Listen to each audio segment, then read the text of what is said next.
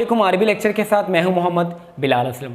Students, आज second year का chapter start करेंगे, चैप्टर नंबर 3, जिसका नाम है इंटीग्रेशन। अब एक और नाम भी है इसका, एंटी डेरिवेटिव भी इसको कहा जाता है। अब इसका मतलब क्यों इसको कहा जाता है भी देखते हैं। पहले इसकी इंपॉर्टेंस देख लेते हैं। चैप्टर नंबर 3 की एग्जाम के पॉइंट ऑफ व्यू से क्या इंपॉर्टेंस है, यानी आपको पेपर्स में कितने मार्क्स दिलाने वाला है। टोटल 7 चैप्टर हैं आप लोगों के सेकेंड ईयर में, और यकीन करो कि सबसे ज़्यादा मार्क्स जो कैरी करता है ना वो यही चैप्टर है। तकरीबन 35 मार्क्स इसमें से इतने मार्क्स का पेपर आता होता है, यानी आप लोग खुद ही हिसाब लगा लो। 35 इस ह्यूज नंबर, मतलब इतने ज़्यादा नंबर, इतनी ज़्यादा क्वांटिटी में नंबर आप लोगों को एक चैप्टर दे रहे हैं। चैप्टर थोड़ा सा जो है वो लेंथी है, आप में इसकी काफ़ी सारे टेक्निक्स हैं, लेकिन आसान है। आप लोग काफ़ी ज़्यादा इसको मुश्किल ले लेते होते हो, ये समझते हो कि मुश्किल है, लेकिन है बहुत आसान। अगर इंटरेस्टिंग है, यही तो चीज़ है जो करने वाली है इस सेकेंड ईयर के मैथ में। यहाँ आप लोग आगे जाके जो हायर मैथमेटिक्स पढ़ोगे, इंटीग्रेशन आपको हर जगह पर मिलेगी, बीएससी में मिलेगी, आगे कहीं भी आप कैलकुलस पढ़ोगे वहाँ पर आपको मैक्सिमम इंटीग्रेशन मिलेगी। तो इंटीग्रेशन तो आपको हर जगह मिलेगी, तो आपको पढ़नी तो कहीं भी जाकर पढ़नी ही पड़ेगी। तो आप लोग अभी से क्यों ना स्टार्ट कर दो। तो देखते हैं, बहुत आसान तरीके से पढ़ाएंगे आप लोगों को। इंटीग्रेशन को डिफाइन कर लेते हैं, पहले एक डेफिनेशन लिख लेते हैं, फिर उसको हम जो है वो समझेंगे अच्छे से। पहले लिख लेते हैं द मेथड और टेक्निक। एक मेथड या इसको टेक्निक कहा जाता है, to find a function whose derivative is given, involves process of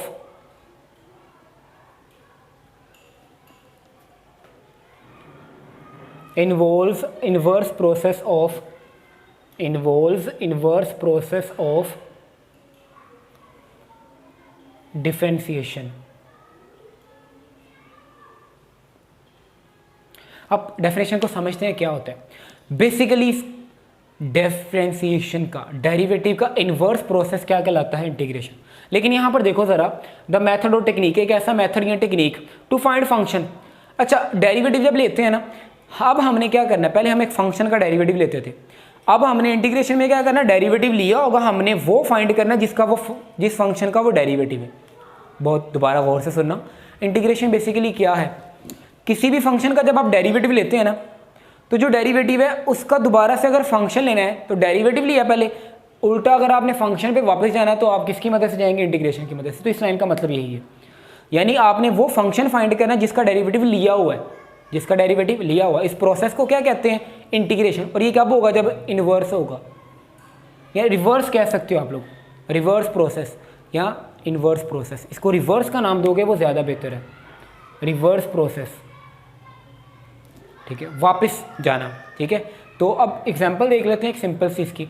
अगर हम किसी फंक्शन की बात करें, सपोज हमारे पास है एक्स क्यूब, क्या है हमारे पास, एक्स क्यूब। इसका मैं डेरिवेटिव लूँ, अगर इस फंक्शन का डेरिवेटिव क्या होएगा, डेरिवेटिव,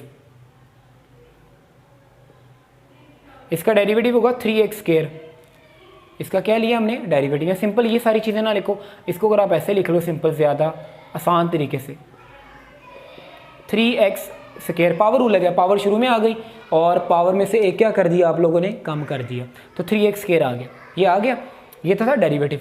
अब हमने यहाँ से यहाँ जाना है, यहाँ से यहाँ जाना है, तो आप इसकी क्या लोगे, इंटीग्रेशन। इंटीग्रेशन अभी पढ़ी तो नहीं, इंटीग्रेशन का पावर रूल पढ़ेंगे, वो क्या होता है, इसकी इंटीग्रेशन लेने लगा मैं, देखते हैं ये आता है कि नहीं आता। ठीक है, तो इंटीग्रेशन लेते हैं इसकी 3x² की, 3x², इसकी इंटीग्रेशन लेने लगे। इंटीग्रेशन का ये सिंबल है। अब इसकी इंटीग्रेशन लेंगे, इंटीग्रेशन का पावर रूल क्या होता है, पावर में एक जमा करना है और जो बनेगा उसी से नीचे डिवाइड कर देना है। तो पावर में जब एक जमा करेंगे 2 + 1 कितना हो जाएगा, 3, और उसी से नीचे क्या कर देना, डिवाइड, और साथ क्या लिखना आप लोगों ने, +c, ये इससे कट गया तो x³ + c। अब आप लोगों के माइंड में आ रहा होगा मैंने c क्यों लिखा, बहुत ज़रूर आना चाहिए माइंड में, उसका आंसर भी देख लेते हैं। ठीक है, तो ये रिवर्स प्रोसेस देखो, इधर आ गए हैं, आ गया नहीं इधर, लेकिन एक बात याद रखनी, कई सारे ऐसे फंक्शन होंगे जिनका आप लोग डेरिवेटिव लो, मतलब रिवर्स प्रोसेस, आप ज़रूरी नहीं है इसी पे जाओ, इस तरह के कई और फंक्शन हैं जिन पे आपको जाना पड़ेगा। तो सी क्या बताएगा, देखना ज़रा गौर से सुनना। अगर आपके पास है, सपोज हम कोई भी फंक्शन ले लेते हैं, एक्स क्यूब प्लस 2 है, ये फंक्शन है। इसका अगर आप लोग डेरिवेटिव लो, इसका डेरिवेटिव क्या होता है, इसका डेरिवेटिव भी होगा 3x²। तो यही नहीं आगे डेरिवेटिव, तो फिर हमारे पास अगर मैंने इसकी इंटीग्रेशन लिए ये आया, तो ये क्यों नहीं आया। तो ये सी जो है ना, सी बताता है कि कांस्टेंट कुछ भी हो सकता है। ये पूरी एक फैमिली है जिन सब की इंटीग्रेशन, जिन सब का डेरिवेटिव क्या है, सेम है। अब इस फैमिली में से कोई भी फंक्शन हो सकता है। तो सी क्या है, सी को नाम देते हैं constant of integration. Constant of integration ये क्यों लगाते हैं हम, क्योंकि हमें नहीं पता हम किस फंक्शन पर वापस जा रहे हैं। ये पता है कि हम किसी फैमिली पे जा रहे हैं वापस, किसी फंक्शंस की फैमिली पे, लेकिन हमें एग्जैक्टली नहीं पता कि कहाँ जा रहे हैं। तो सी इसलिए लगाते हैं ताकि वो जो हमारा एक मसला है वो पूरा हो जाए। सी कुछ भी हो सकता है, 1 2 3 जो मर्जी लगाओ, सबका डेरिवेटिव सेम होगा, सबका डेरिवेटिव क्या होगा, सेम। तो सी क्या है, कांस्टेंट ऑफ इंटीग्रेशन। ये हमें नहीं पता कि हम किस फंक्शन पर एग्जैक्टली वापस जा रहे हैं, इसलिए हम यहाँ पर एक कांस्टेंट लगाते हैं सी, जो इसकी कमी को पूरा कर देता है। तो ये थी इसकी डेफिनेशन, सिंपल सी। तो इसकी ज्योमेट्रिकली इसको आप कैसे डिफाइन कर सकते हैं, दो तरह की इंटीग्रेशन होती है। हम जो बात कर रहे हैं ये इनडेफिनिट इंटीग्रेशन की बात कर रहे हैं। किसकी बात कर रहे हैं, इनडेफिनिट इंटीग्रेशन की। दो तरह की होती है, डेफिनिट और इनडेफिनिट। अब ये जो इनडेफिनिट इंटीग्रेशन हम बात कर रहे हैं, इसको एक और तरह से डिफाइन कर सकते हैं, ज्योमेट्रिकली।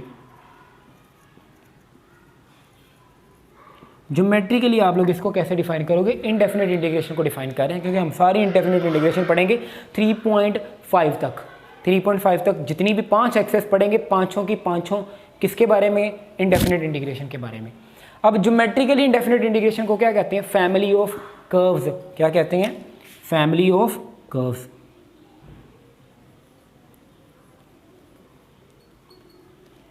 ये याद रखना आपने, ये फैमिली ऑफ कर्व्स, यही बात, ये जो सी है पूरी की पूरी फैमिली है, फैमिलीज की बात हो रही है। फैमिली कर्व्स बनाएंगे हम इनकी, वो सारी कर्व्स जो होंगी, जैसे अगर मैं बात करूं पैराबोला की, किसकी बात करें हम, पैराबोला की।